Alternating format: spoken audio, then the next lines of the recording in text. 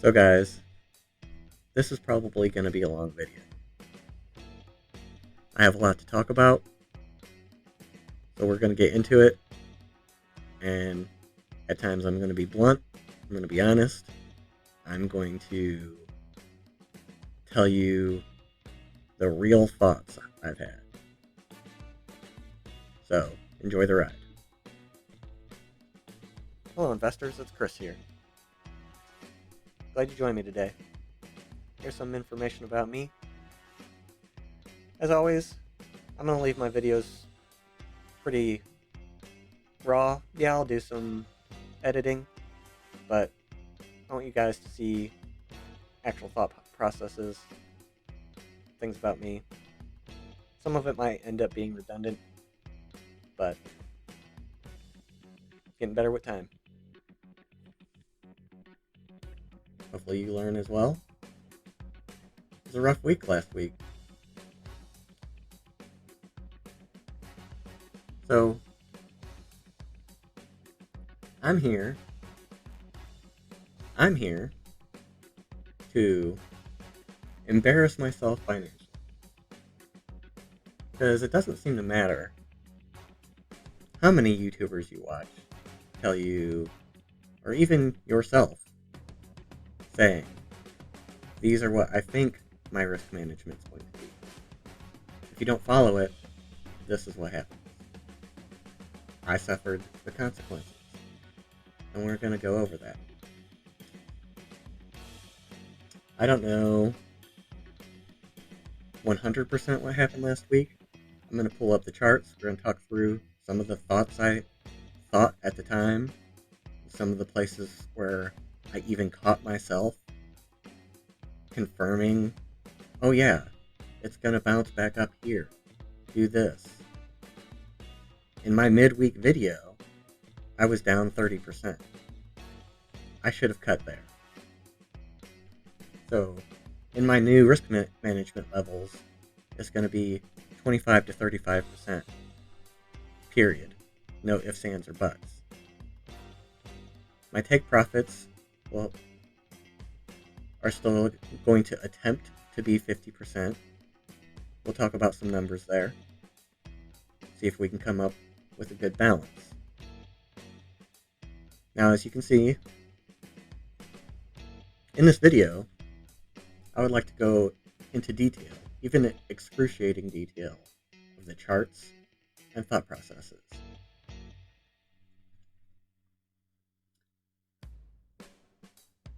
Sometimes, despite your best efforts, you fail. But that's not the point.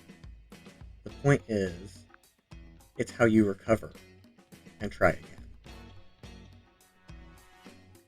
So as you can see here, my open profit and loss is quite high. Some of that's because this is with the phone app, by the way. I'll pull up the larger charts later. I still have some outstanding cash secured puts way above where I should have let them go. Again, another cost of paying attention to another investment that I lost money on. We're going to pull up those numbers together and go over it.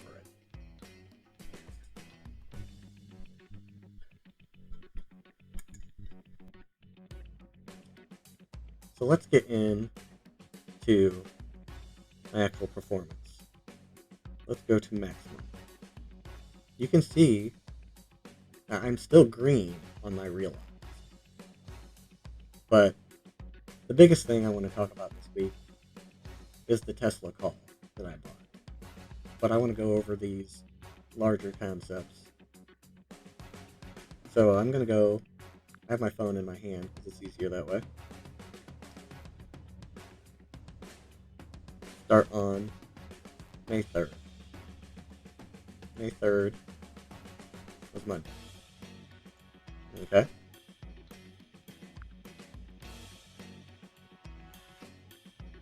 Ending on the 8th is fine. It shouldn't make a difference. We'll verify that. 119898. That's the number I have written down in my spreadsheet for my loss. Yeah, that's today.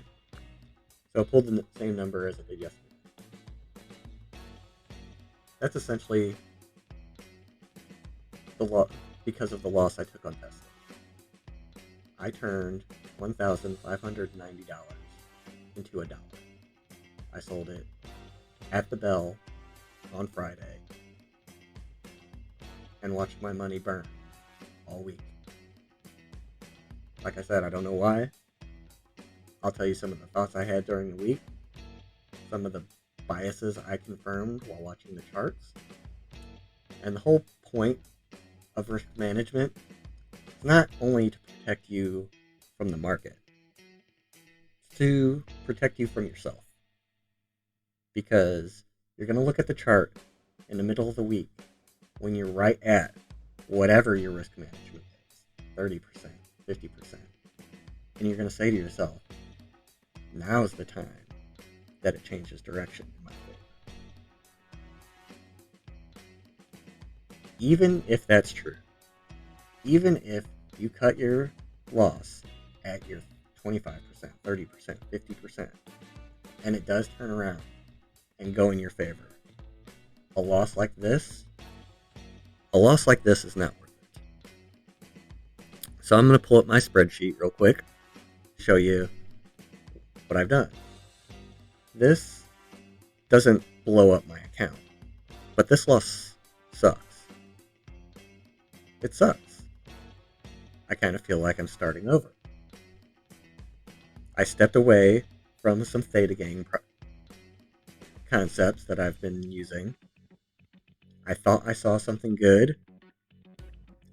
It went against me, and I didn't maintain a strict policy. This is what happens. So, I'm going to grab a spreadsheet real quick. Drag this over. Spreadsheet's not as clean as I would like it to be. Sometimes I just like to fool around with Excel. There's a lot of data here. Columns we're actually going to pay attention to are this one, and this one. Now, if I go back through the weeks on Webull, I can kind of pull up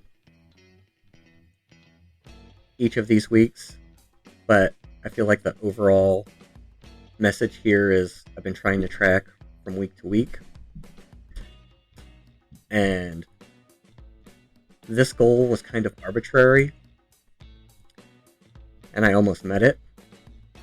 And I want to target a 7% increase each week. I don't know, that's a pretty hefty target.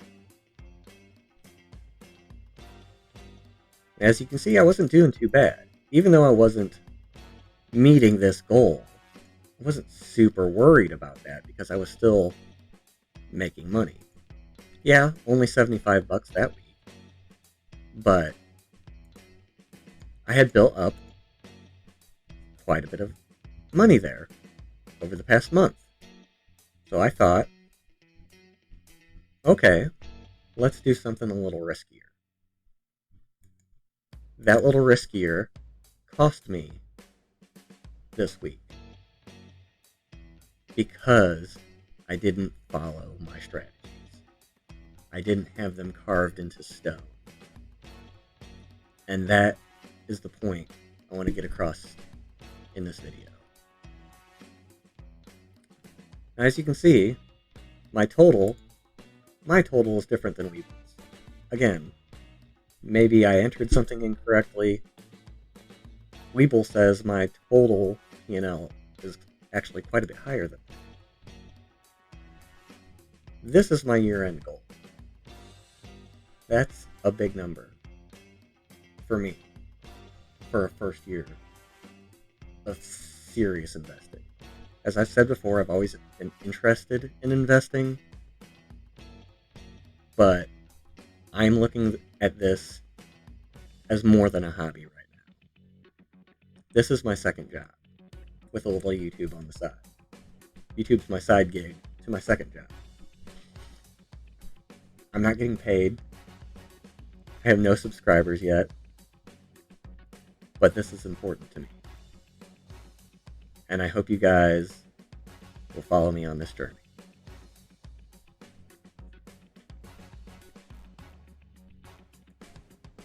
You know, instead of pausing all the time, I'm just going to edit it out. Try to sit still for a moment for edit breaks. What do I want to do now? Let's talk about some trading techniques. Some general ideas. Theta gang ideas. Selling cash secured puts. Selling covered calls. Leaps. Research some ideas for short term. Things that you wouldn't hold overnight. Day trading strategies that you can use on options. Research for still short term, possibly more mid-term, 1 week, 2 week, 3 week, 4 week. We'll find out that 1 week is very risky. About a type of ladder strategy where you build option positions that are 30 days out, 29, 28, to a point where there's still good profitability. You can trade every day,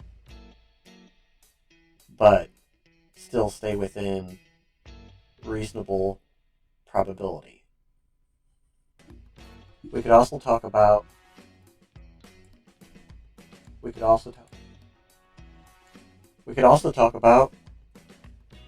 iron condor, iron butterfly, spreads. There are plenty of exotic option strategies out there. Back spreads, Jade Blizzard. I'm still a novice. I doubt I'll be talking about that anytime soon.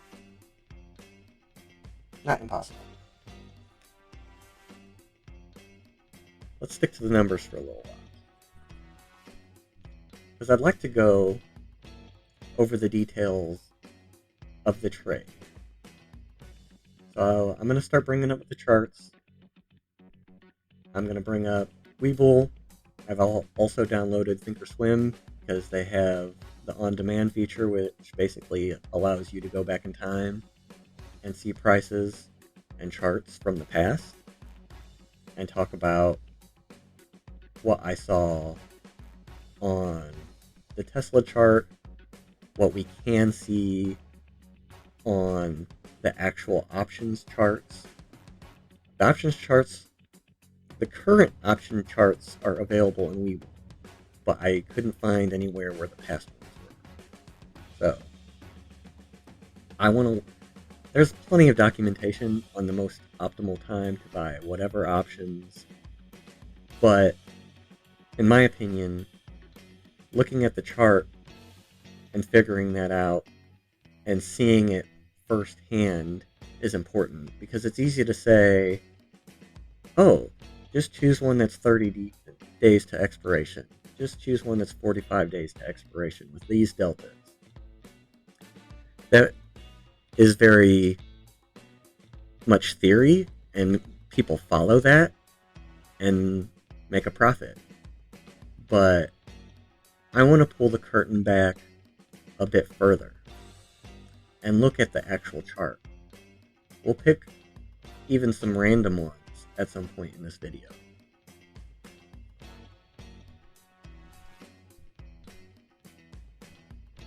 Where was I going with this? I'm going to go ahead and close Excel here. Go ahead and downsize my phone.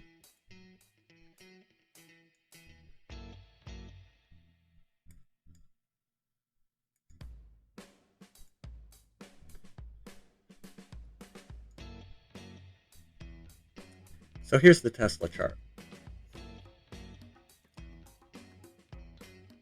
I made some videos about this specific chart last week with things I saw.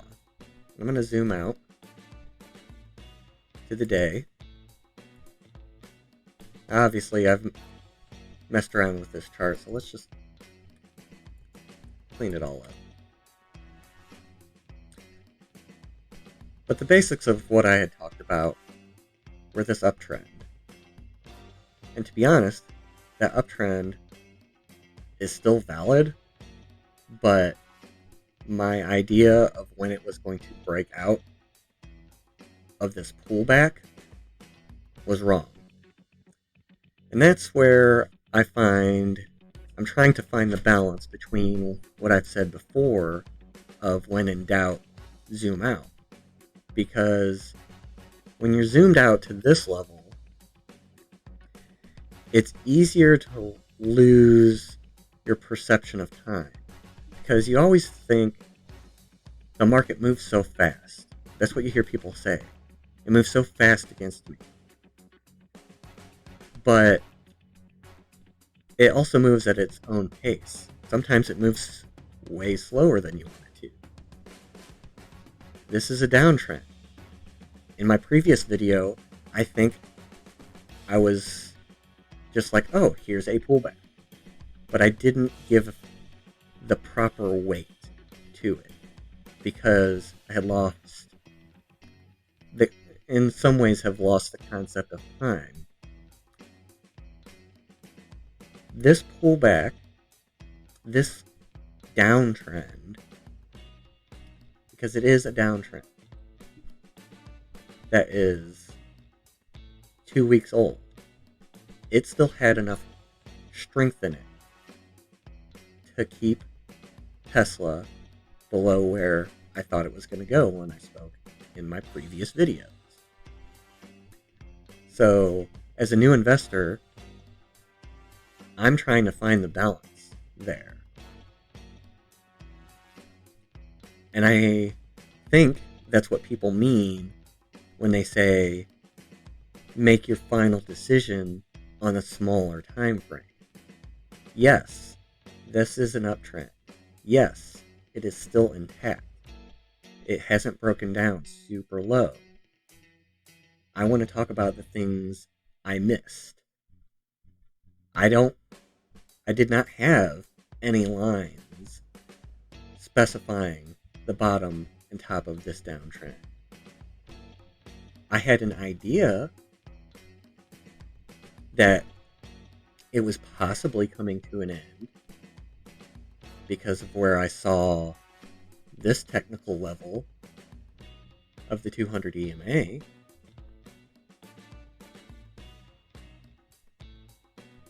But if we look closer,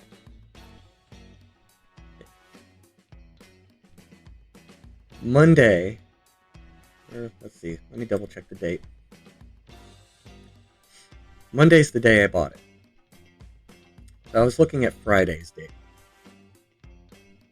Here's Friday the 30th. Large engulfing candle that I remember talking about in my videos. The thing I failed to think about, even though I had mentioned it probably in that same video, is a system of energy, right? How much energy did that candle actually use up? Boom. It came up. And what did it do for the rest of the week? It trickled down. I watched on Friday as this candle came up. I saw it when it was at these levels, right underneath this 20 EMA. But reading that data live and seeing it now, two different situations. This is hindsight 2020, Monday morning quarterbacking, whatever you want to call it. I feel it's important. I'm going to address something Also, just kind of to myself, a verbal habit. I say I feel a lot. I'm noticing. I'm going to attempt to stop saying it because I want to deal with facts. So, I want to look of some of the facts that I did not take into consideration. We have the MACD here. If I would have thought to zoom in a bit from this level where I had seen this uptrend, I might have caught the fact that it had just crossed over in a bearish fashion. This crossed down. This is essentially a sell signal, not a buy signal, and I bought.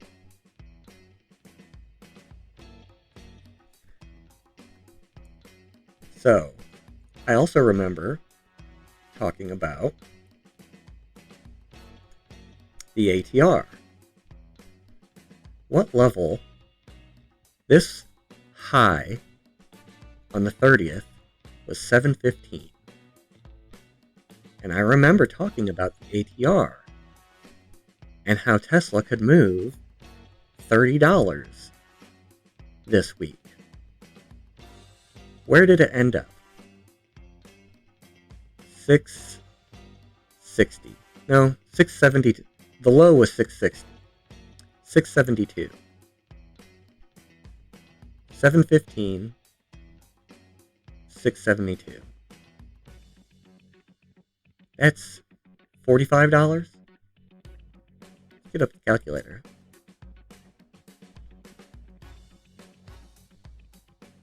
Got it on programmer. Let's get up the calculator. So let's do the close of both. Close 709.44. 709.44. 672.37.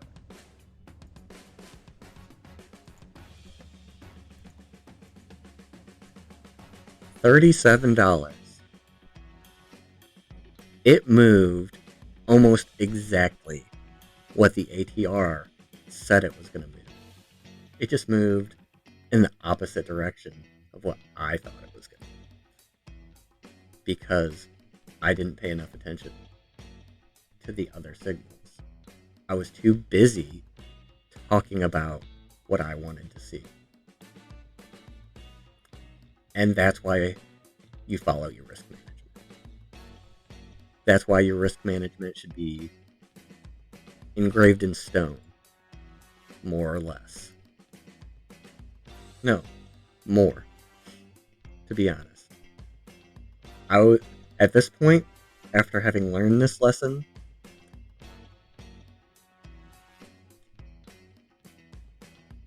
it seems to me, where do we really think Tesla was going to jump in 5 days? $50? $100? No. Does that happen from time to time? Some stocks? Maybe. Those occurrences are rare. But if you can catch them, great. You have to be willing to take those risks. Without risk, there is no reward. But you have to know where to draw the line. You have to know this. You can't convince yourself in the middle of the week. Because I watched this off and on all week, as I said. Watching my money burn. Thinking, zooming down to the 1 hour chart, to the 15-minute chart. And thinking, here's that trend change I'm waiting for. Here's that trend change I'm waiting for. Here's that trend change I'm waiting for. Thinking it's going to pull it out and beat the buzzer. 1,500 into $1. 1,590 to be specific. $1 at the end of the week. That's what happens.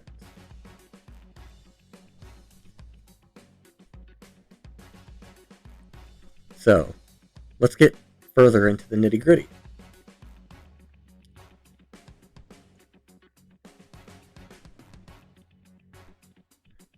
In case you guys didn't see in my last video, let's pull up my orders.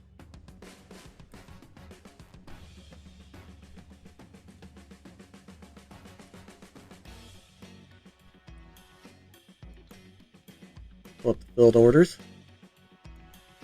Make this bigger. Here's that sell for $1.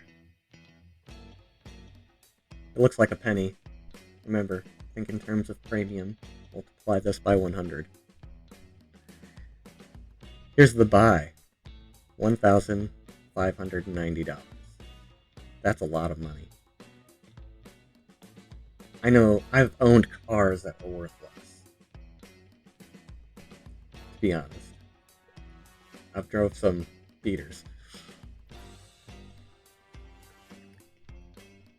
So we're going to look at the normal chart around these times. Couple of spots midweek. I know I talked about it midweek when I was down 30%.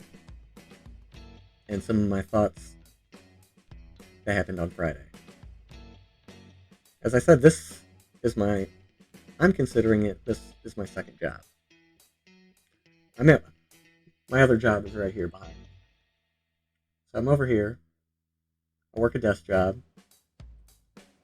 I write computer code. I love my job. But I still want to do this. This is the only YouTube channel I've ever made. This is the only YouTube channel I've ever made. I don't know that I could do one for programming, because it's always been a solitary thing. Hey guys. Sorry for the interruption here. I have to self-correct something about being a programmer. As soon as I said the whole solitary thing, I had second thoughts. Because earlier that week, or the week before, I had an amazing day with a coworker on the phone, writing code. We were on the phone together for probably 4 hours, solving some problems. Programming is also very collaborative. But sometimes the nitty-gritty can be singular. Maybe future videos. Let's stay on task with this. It's important.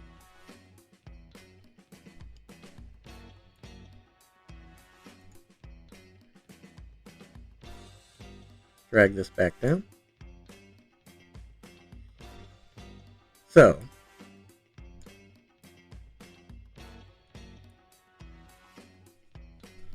I remember talking about this in my previous video and thinking it was building support. Remember earlier when I talked about a system of energy? What does this look like? Looks like a parabolic move, doesn't it?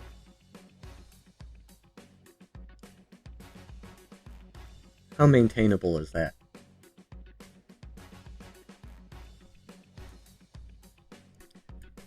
So, I watch my money burn, burn, burn, lose value. This is Monday. This is Tuesday. I have to check the times when I made the other videos.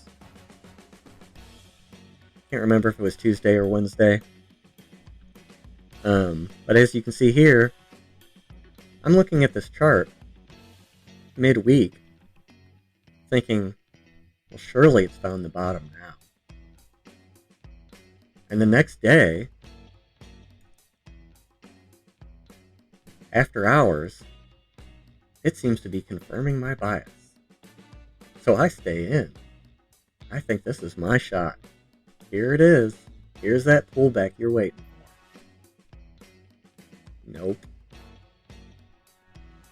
Pulls down again. Loses more value. Theta's eating me alive. I don't know what Vega's doing. Wasn't even paying attention, to be honest. Implied volatility? Where did it start at that day? I'm going to find out with you guys when I pull up Thinkorswim. Wasn't tracking it. Should have been. Pops up again. Oh, wow. This is the day. This is what you tell yourself. These are the live thoughts you tell yourself as a trader. You have to admit it. Otherwise, this is what's going to happen. You're going to burn $1,500 or worse. And not only that, you're going to do it week over week. I was watching grass grow using the Theta Gang, and I was making money. Not a lot, not sexy necessarily, but it wasn't red at the end of the week. I'm not saying I'm never going to buy a call again, but some of the lessons I've learned here,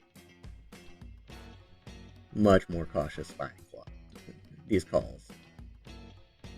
We're going to look, like I said, at the charts of this call, maybe pick some random ones, see if we can think about those good entry points.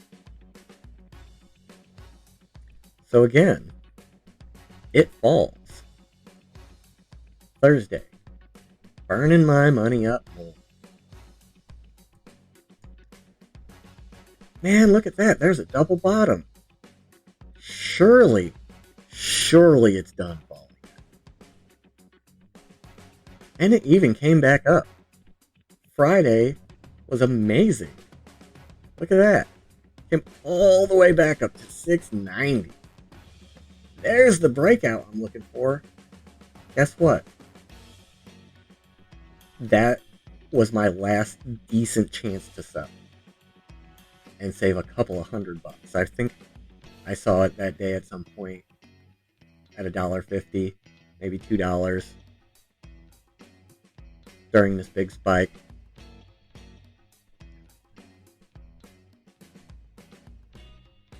And I still didn't sell because you reach a point of no return in your mind. Again, your risk management is to protect you from yourself just as much as the market. Because once you reach no man's land, again, morbid curiosity? I don't know. Watch it burn. You think, well, what the hell? Maybe a Hail Mary is going to happen. And this thing is going to couple of candles side trade and continue up. 690. I had a call for 695. Man, what else could you ask for? All I had to do was break $5 or $10 up. I'm out. Boom. Down, sideways, out. $1. Done. That's it. Money gone. That's the cost of not following real risk management and having these real discussions. So, pull up Thinkorswim. Have a similar discussion there.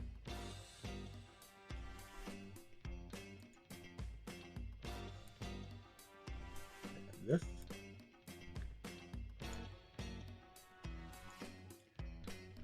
So I'm gonna pre-apologize because I just downloaded Thinkorswim. I've only played with it a little bit. I have downloaded it in the past,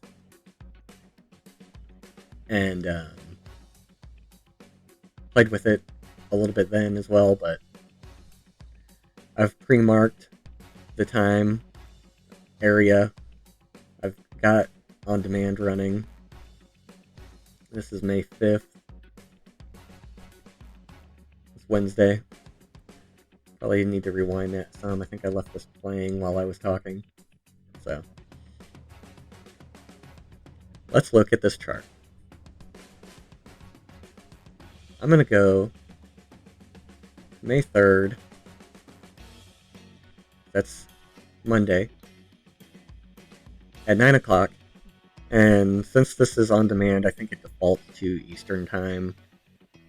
Maybe I don't have the settings quite correct. I know when I have the live charts up, it's my local time.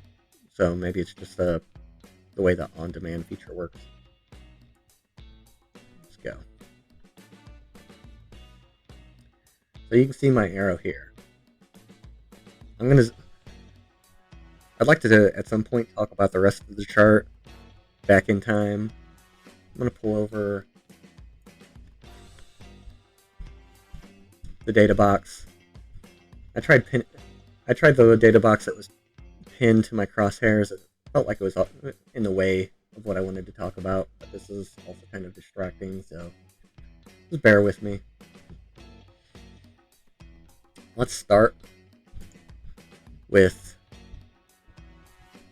watching what this option did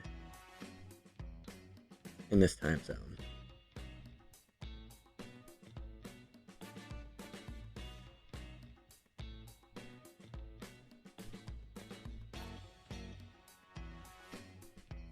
They can only go as far forward. That must have been why. I'm gonna choose this time. One more time. I'm gonna choose this. Has data all the way until Thursday, looks like.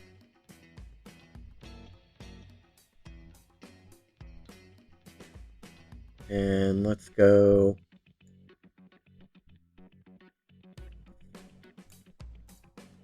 How late Thursday will it let me go?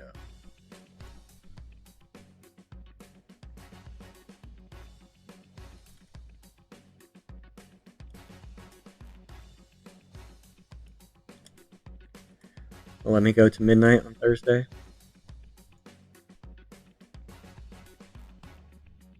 Looks like it. Okay. So I want to talk about this chart over the week and right before I bought it, time frame I bought it in, and beyond. Were there any good actual entry points for this? So I'm going to zoom in.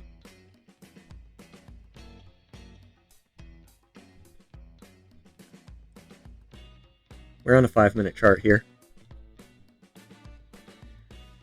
As you saw, I entered at 10:41, I believe. So that should be this candle. Let's look at the numbers real quick.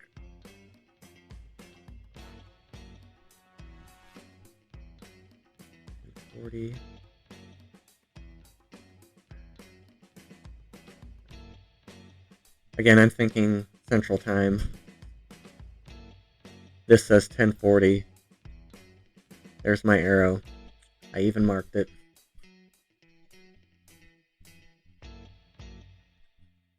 So I entered here. The price range, the low for the option, $14.98. High was 16.3. My entry was $15.90.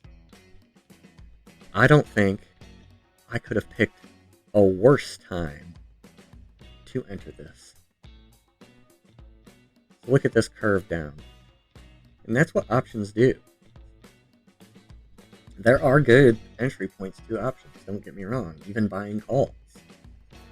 This was not it.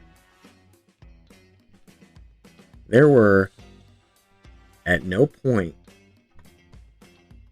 was there an exit where I would have made profit. It never saw $15 again.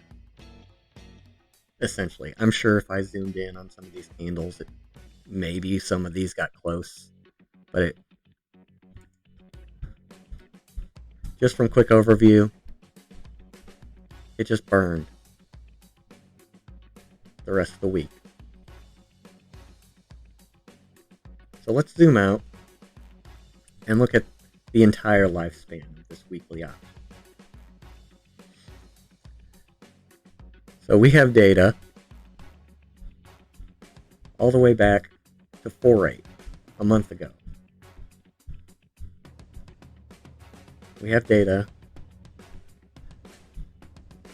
where were the lowest entry points. Here's a large spike, some down, some spikes, all the way down and up. Now,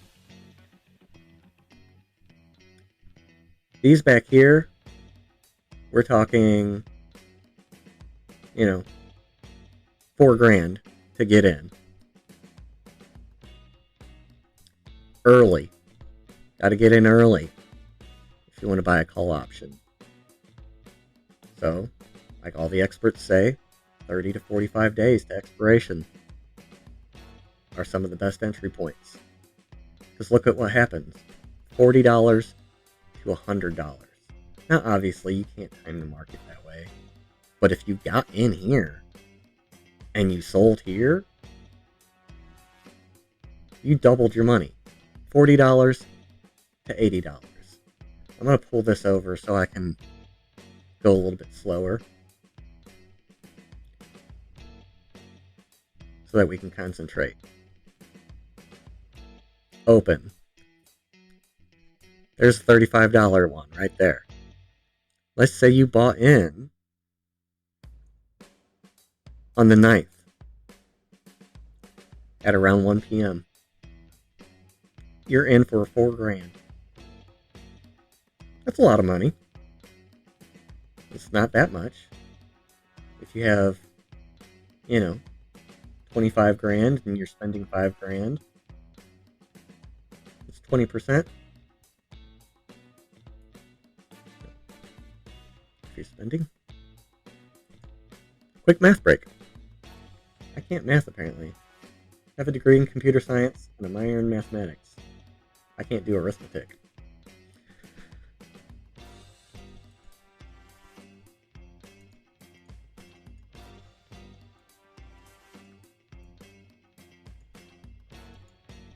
%.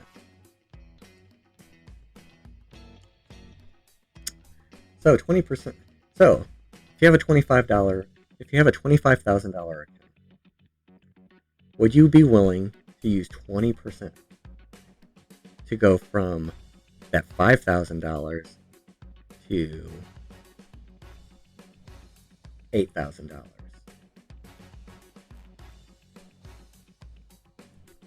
Again, let's do the math.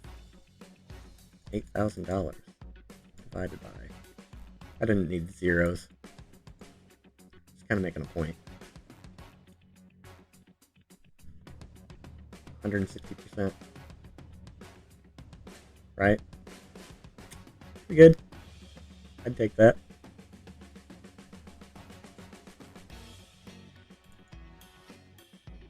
Get our box back.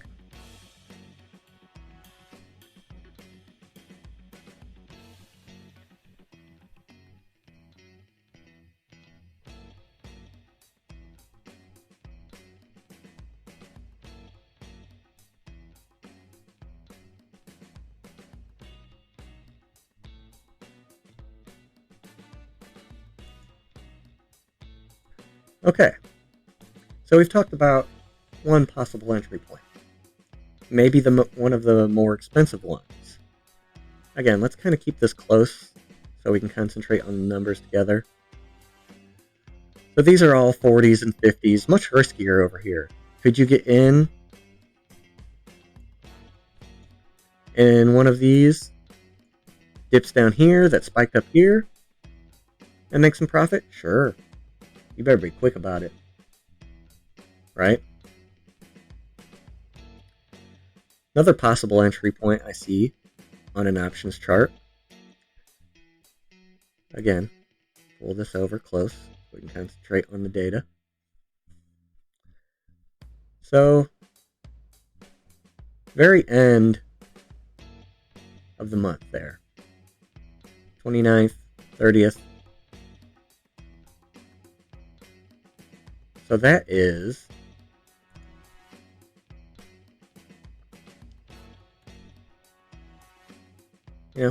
Wednesday, Thursday, Friday of April.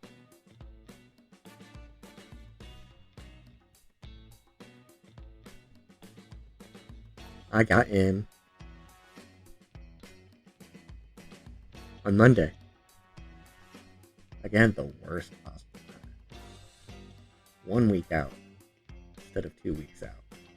So this particular option, I'm going to pull up some randos. I'm going to put them in this video.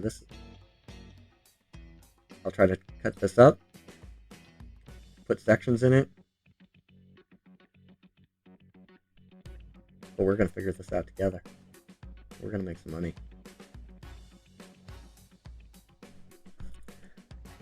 So, let's talk about the risk here. Again, concentrate on the numbers. So, if you get in, I don't know, $10, $11,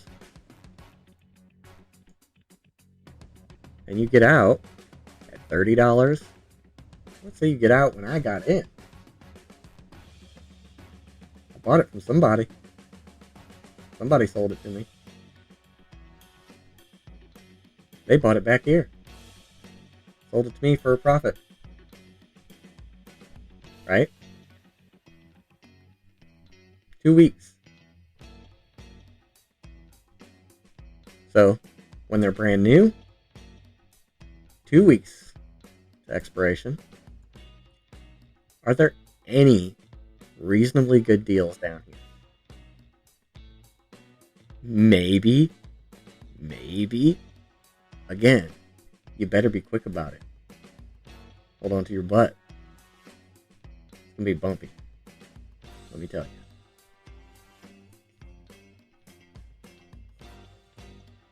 So, now that I've kind of laid it all out there on the line, what are we going to do? As I said, risk management. Zero tolerance risk management. Not exactly, but if you're taking an option and you're going to get 100, let's think in terms of theta gain. You're going to sell a cash secured put for $100 and you're going to buy it back for 50. Sell high, buy low. 50%. That is 25% risk. See, the risk is different because it's not a loss if you get assigned on a cash secured put. The risk is owning an underlying, hopefully a devalued underlying. It's dropped below what the market value is, and you can sell covered calls when it comes back up to par. So when you see those red numbers in theta gain,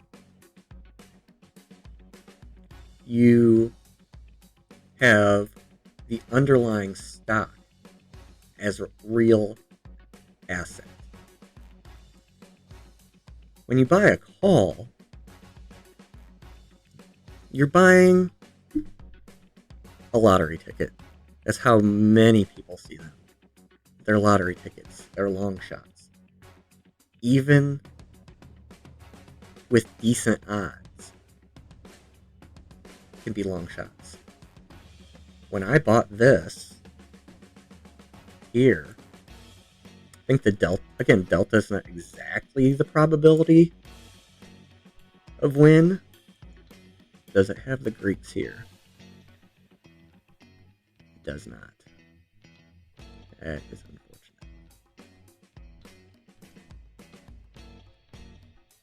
Okay, I'm back. Sorry for the transition there.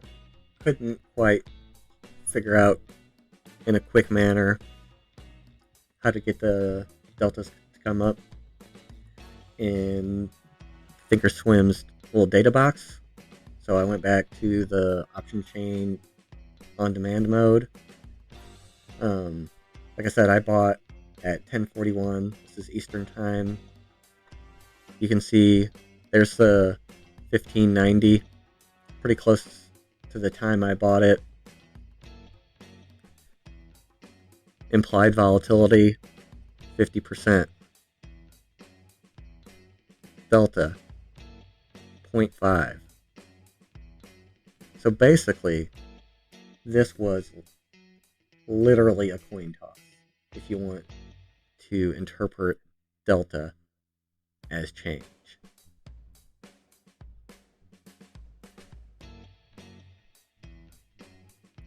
That's when I bought it. Seemed reasonable at the time.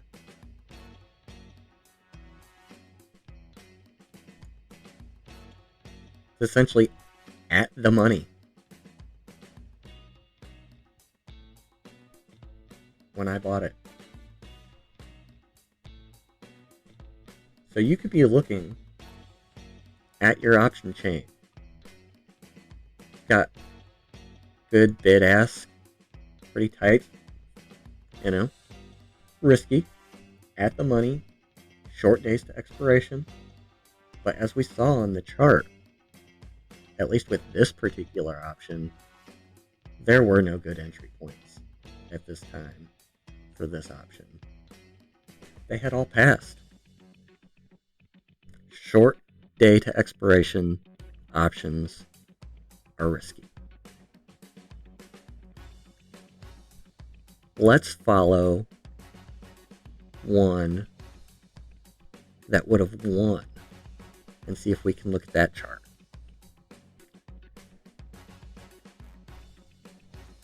So, Tesla closed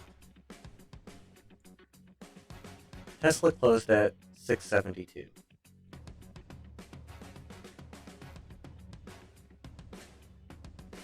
So, let's pick something here in the option chain.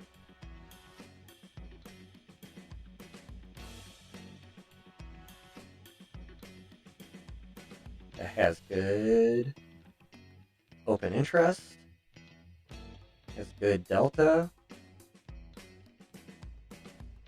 and isn't too pricey for short term. So, by comparison, if we go all the way up here, spending $5,000 instead of $1,500, pretty large leap.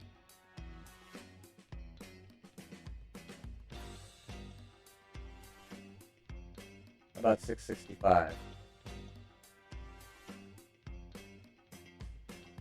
Still almost $4,000.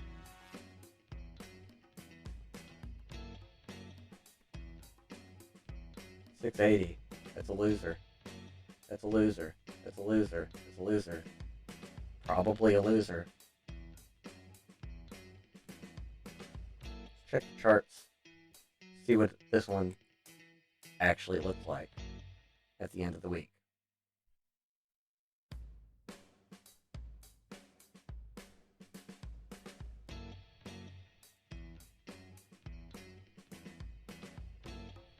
Okay, so let's look at this option.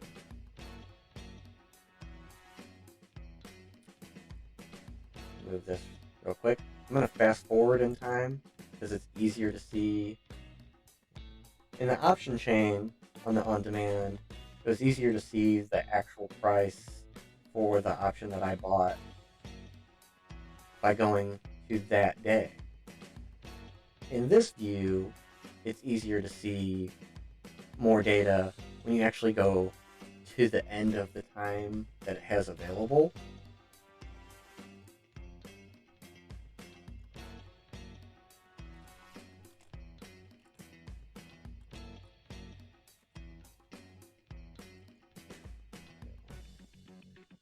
Let it refresh. Okay. So would this one have been easier to win given the same time frame? Let's move our box into view.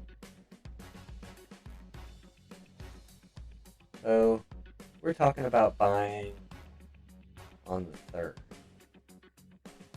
Point pre-market. Okay, so here's the 3rd. I bought mine on the 3rd, that's why I'm looking here. Could we have bought anywhere on the 3rd? Oh, this is just regular Tesla. Try this again. The price of the stock closed above this on Friday. So, let's see if we can get the chart for this up with more time data available. So I'm going to go ahead and go forward in time so that we can see what it ended at, which means this is all going to change. So let's take note. The delta 76, 3,600. Literally take a note.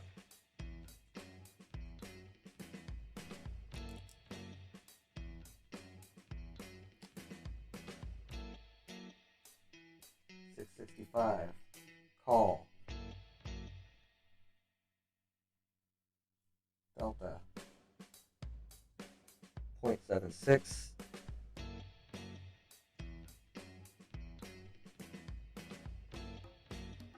Bid is 35.70. Ask is 36.05. Let's write down 36.05. Let's assume we just pay the ask for the sake of argument. What else would we be interested in? Implied volatility. IV. We're not even looking at the live action of the Tesla chart at this point. Would we make this decision? As I said before, I didn't check the MACD when I bought mine. So this is like a live decision that could happen to you. You might see this in the option chain. You might have charted and thought you saw the end of a downtrend. Did you pay attention to your other indicators? How many of them agreed with each other? You want to create a situation where you have a high probability of winning. And again, for the sake of argument, let's say we hadn't already seen that sell signal on the MACD, and we were gung-ho to buy this. Is it going to be profitable? That's what we're here to find out.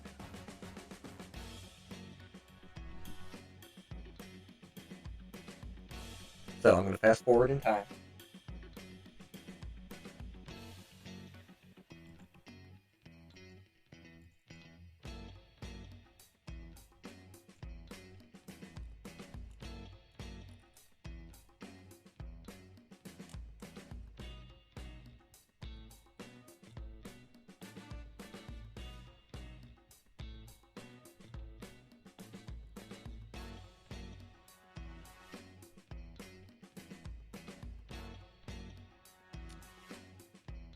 Bid ask.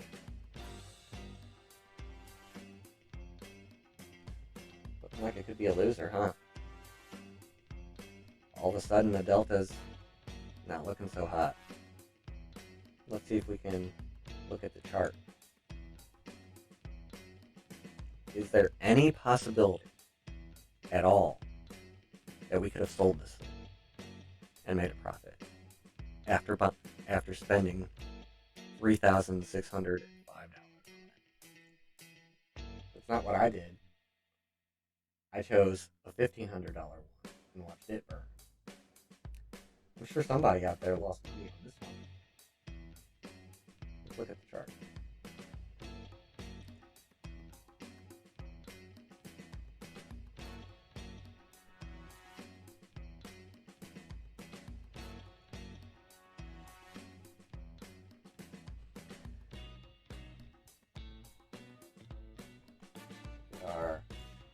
Get our data box close at hand. So we're interested in price on the 3rd, around 9:40 a.m. Like you said, around $36.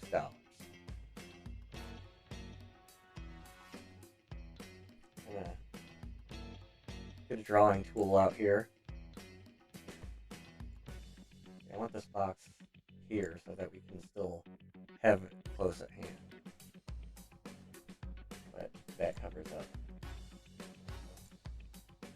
Again, Thinkorswim, new to me. We're gonna make a mark at $36.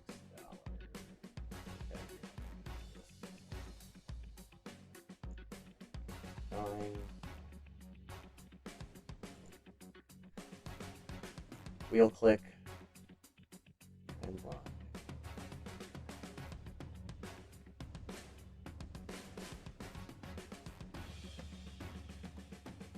Another one.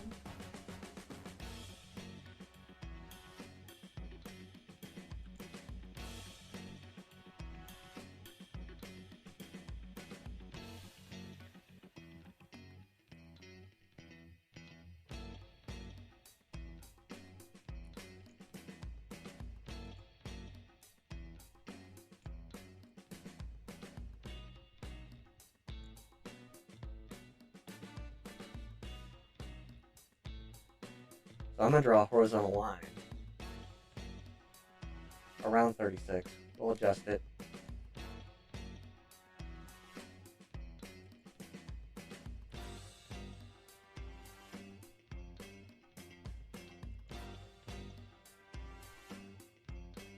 Set its properties so we get 3605, what we want.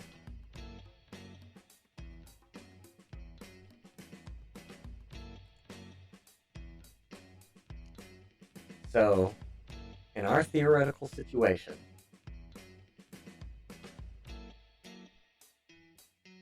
we bought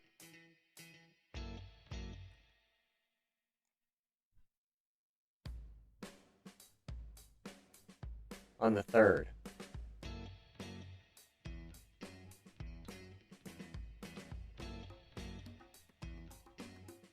for $36.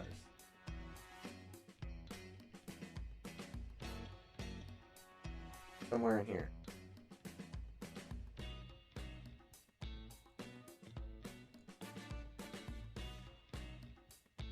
The price of that fell and fell and fell. So what is the definition of a call? It gives you the right, but not the obligation, to buy or sell shares. Right? Depending on if you're buying a call or selling a call. If you're selling a call, you have the right, but not the obligation, to sell 100 shares at that price. So when you buy a call, you have the right but not the obligation to buy 100 shares at that price. So you could exercise. You could let it exercise. The price closes above. You exercise and you purchase those shares at the strike price. Then later, when the market goes up, you can sell your shares, maybe sell a covered call against them. But when it comes to buying or selling just the option, you wait until expiration, but that means you have to have the money to buy those 100 shares, right? Because that is what a call is. That's what buying a call means. I'm going to pause. I'm going to bring up the definition of a long call, just to be clear.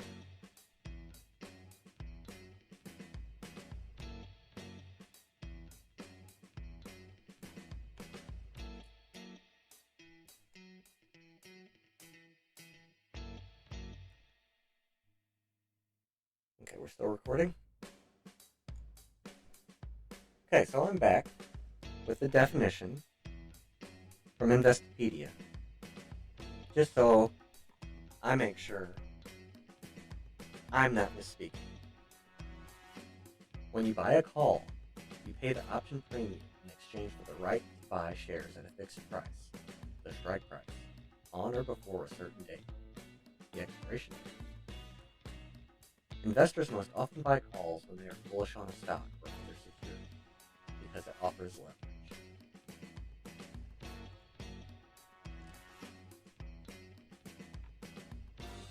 So, this would give us the right to buy 100 shares at $665. The market price closed above them.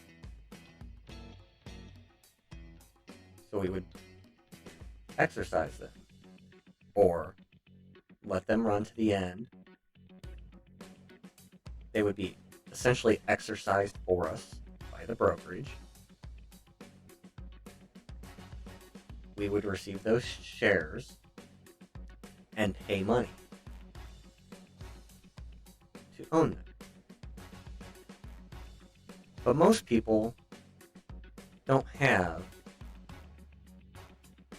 that type of money sitting around to buy 100 shares of Tesla.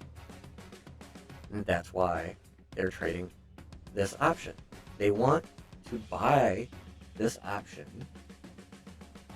at a low price and sell it at a high price. Because they're leveraged, they can move quite a bit. So, to make money that way with this option, you would have had to buy early, like we discussed before, on the option that I bought, and sell early. Again, costing you around, $6,000, $5,000, depending on when you got in, super early. Sell super early. The next reasonable place is here. 29th, maybe the 30th.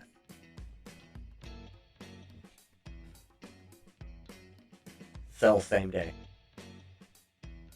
Get in on the 30th, get out on the 30th.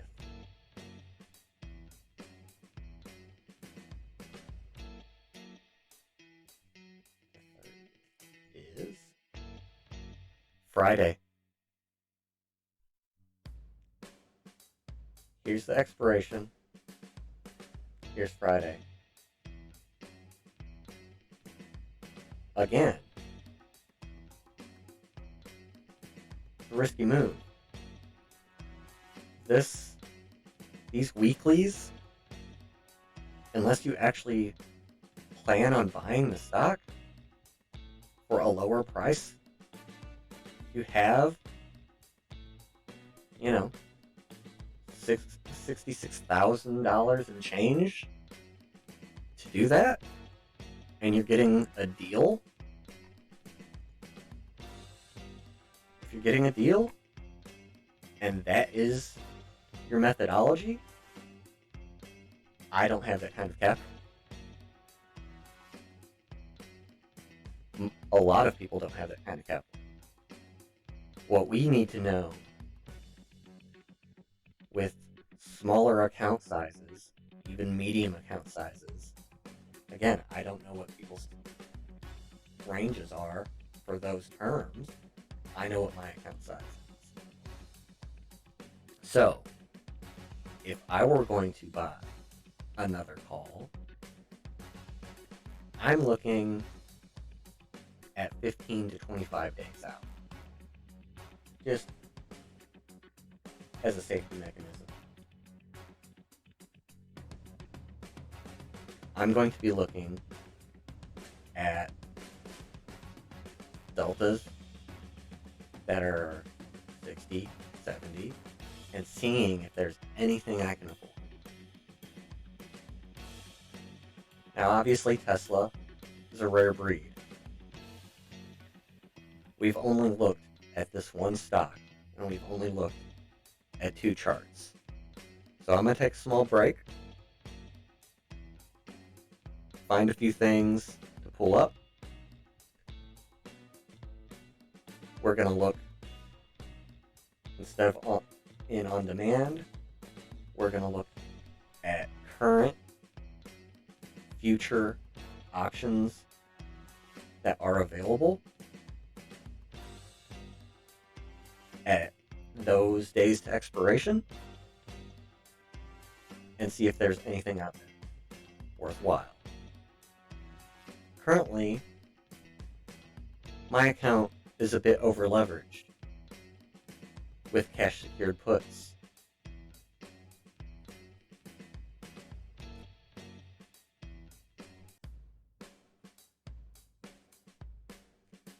Currently, my account obviously over leveraged.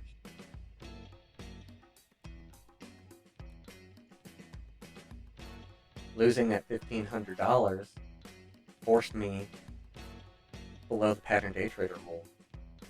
I have no day trades. That doesn't mean I can't trade. I just have to be cautious. I've transferred money.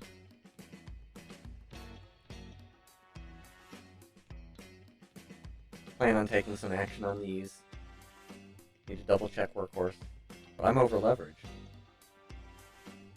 So, I'm talking through things now that I can't act on. But we're going to look at some charts together today.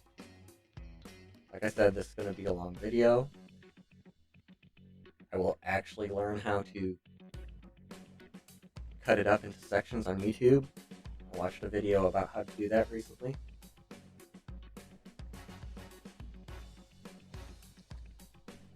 Okay.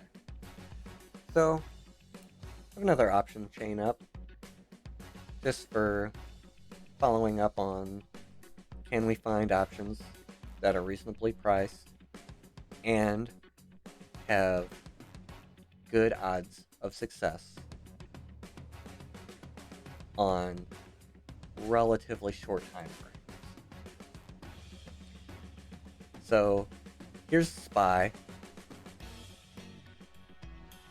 kind of the ETF of all ETFs, right?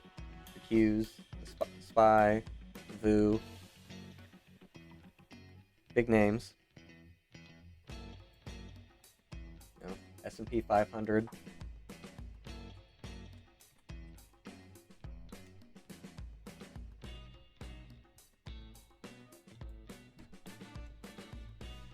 Bring up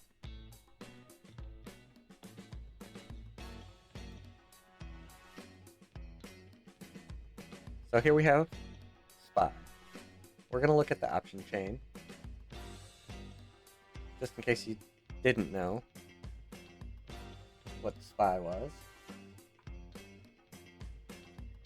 It's an ETF trust, tracks the S&P 500. Biggest names. Right? We're going to look and see if we can find any relatively short days to expiration that have good probability of winning, that are reasonably priced. As I said earlier, weekly isn't going to cut it.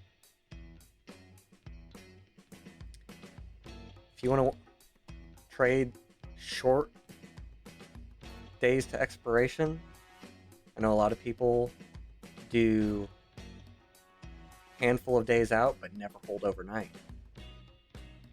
In and out, same day, again. You have to be a little cautious of the day trader rule with that. You do have so many day trades per week if you're underneath $25,000. So possible to move accounts that way. I haven't tried it personally. Maybe it's an option. Maybe it's a tactic I will try in the future. Guys, let me know. Maybe we can do a challenge video if I get to a point where I'm confident enough where I can meet the challenge. Like I said, I'm still in the learning phase. And we're going to look at this option chain and see if we can learn a better place to enter. So 16, 18, 20 days. Let's look at 20 days to expiration for the SPY. Now, SPY's at some all-time highs. So let's check the chart. I've done no pre-charting here. Again, just kind of want to talk about what a reasonable option might be. It's kind of seat of our pants here. Again, this chart only goes up, right? It's at all-time highs. So, even with something as reliable as the SPY, caution.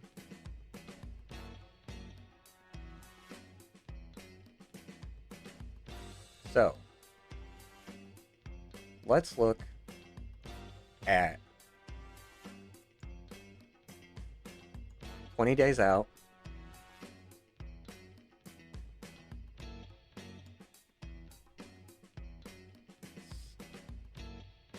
What is reasonably priced?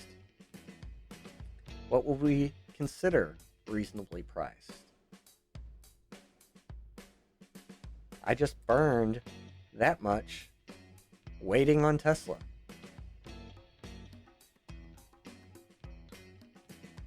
Do we think that the SPY will be above 409? And again, that's not the only caveat to this. Are we going to actually buy SPY, 100 shares of SPY? I don't have $40,000. So what is the plan of action?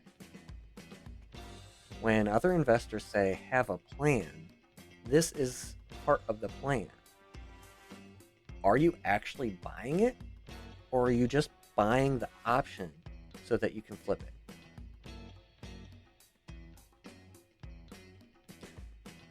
Open interest is better here.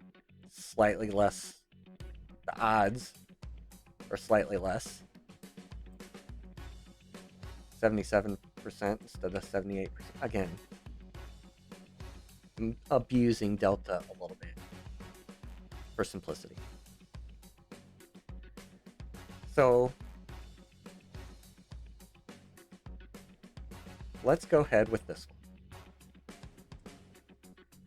we're going to look at its chart, see where it's at in its lifespan.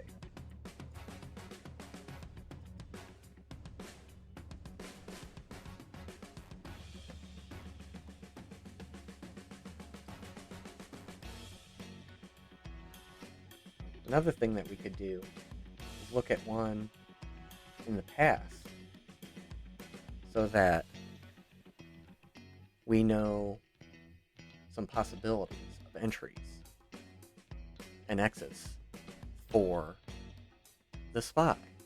But as you can see, so far, see if we can zoom in a bit.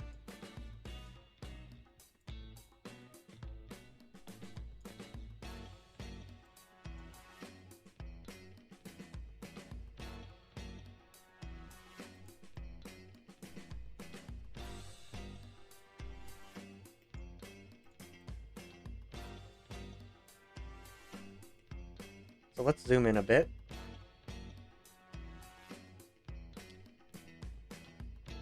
When this thing was brand new, it's our first data point on it. Let's put our data box up.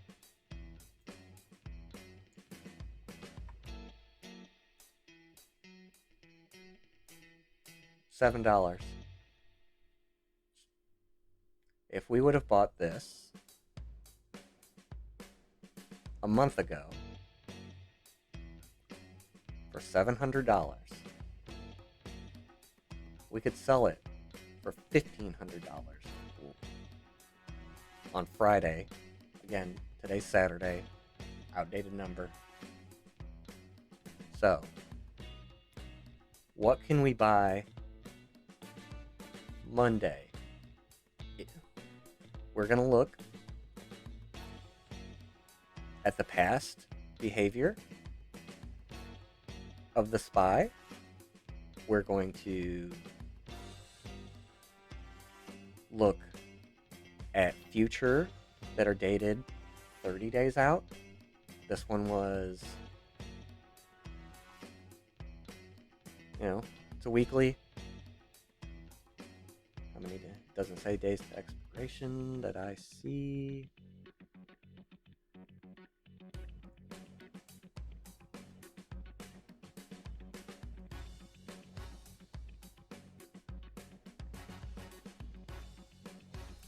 Take a note on that. Things to put in the info box. EPE. Greece.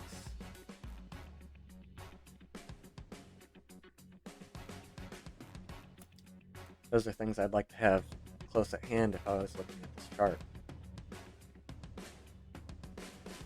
There's a lot of other things in here.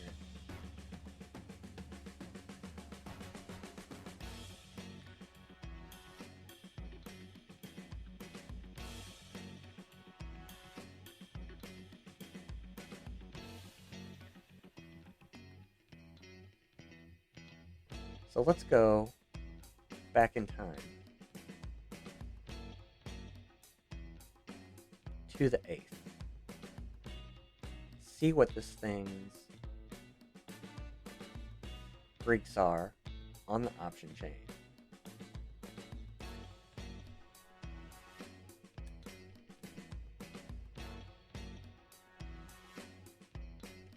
Also, that will allow us to find things that expired.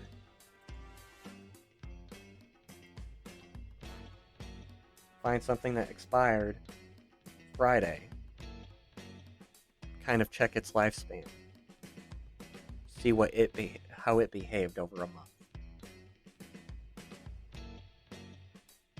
At about a 70 delta. Or at about $1,500.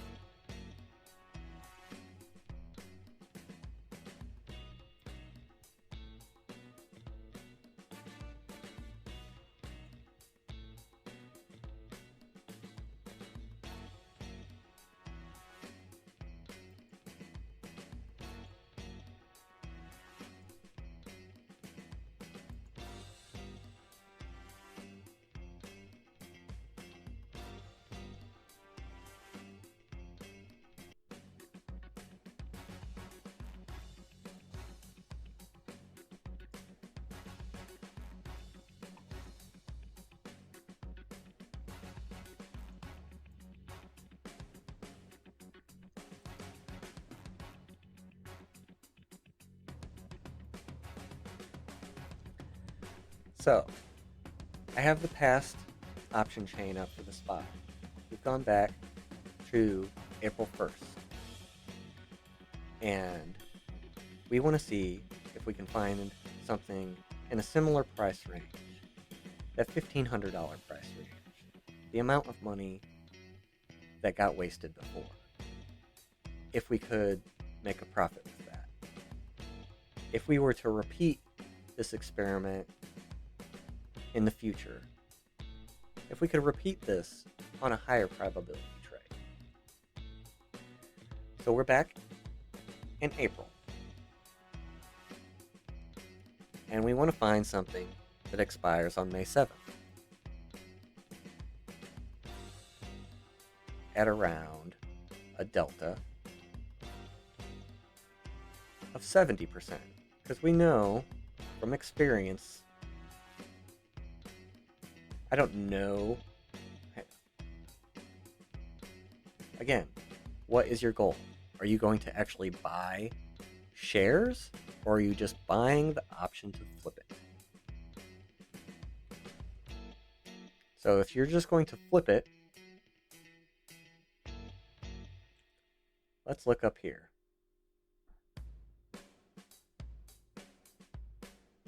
Here we go. Delta of 71.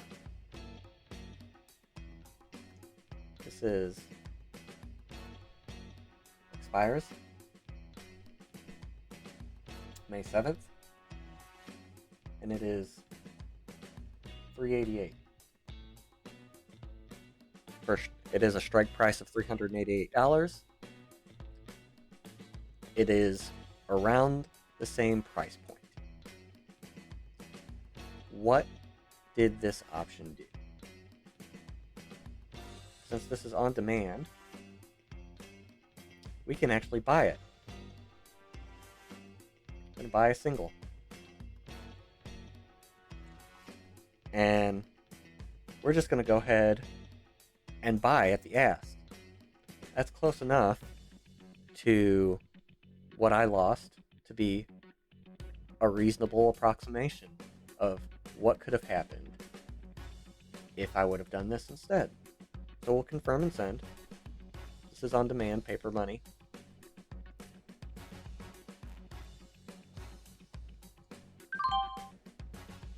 Sent.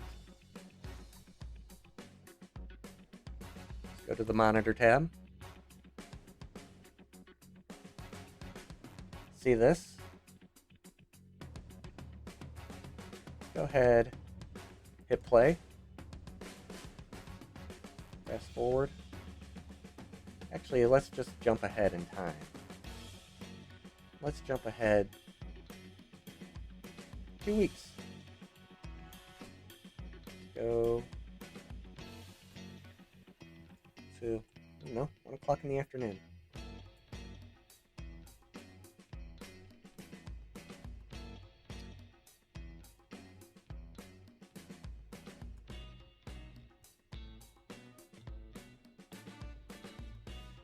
Let's go to the chart.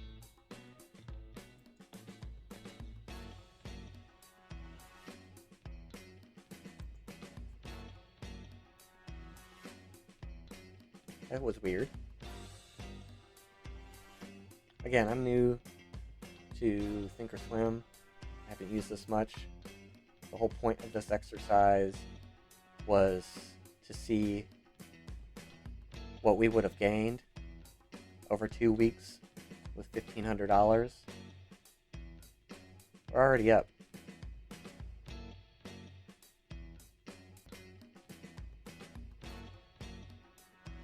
Can we see? Here's that position.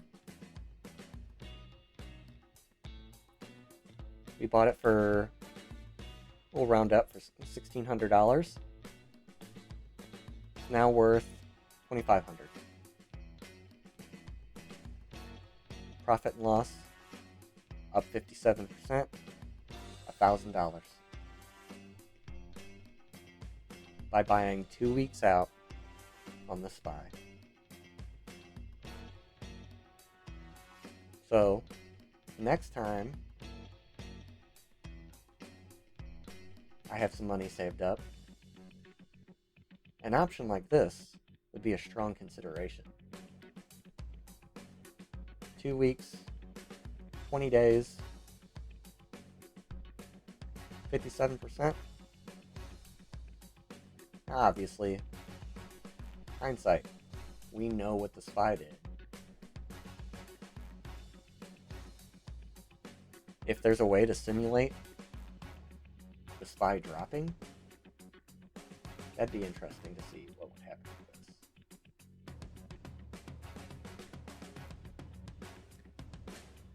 this. So, like I said, this is a long video already.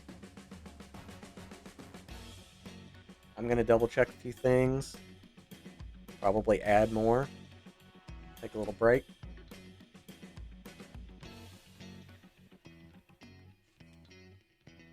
Possible outro here.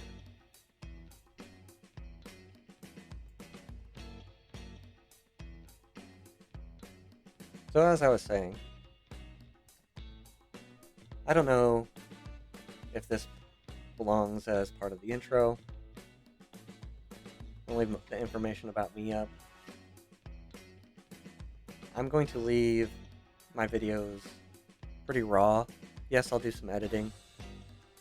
I want you guys to see a reality. I want to be candid. I want to be open. So this, I feel like, belongs at the beginning or the end. Both. Come to the end of the video. Just wanted to make sure I tied it up. Tell you, like, subscribe, share with your friends. And if you want a good laugh, stay tuned for the outtakes. But stay safe out there. We'll see you Monday. Good trading. Hello.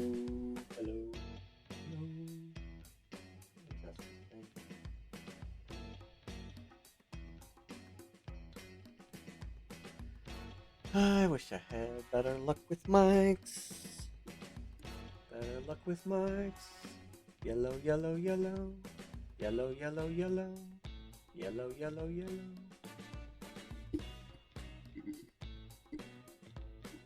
Better luck with mics.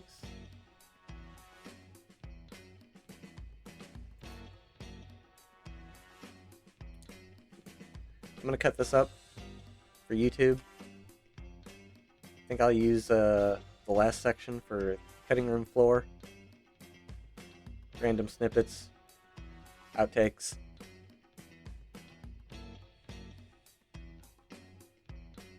Capture from this. And if the volume, turning down the volume on this reduces the capture, then Okay, so leave this all the way up. I think And then mess with it here. So this is all the way up in OBS. So even yellow's bad. Yeah. I mean, it's not bad. Like, an occasional yellow isn't that bad. You don't An want to be occasional too yellow. low. An occasional yellow. An occasional yellow. Hello, investors. Hello, investors. A little bit closer. Really? Too much? Hello, investors. Oh, now my shoulders. Yeah, I'm not.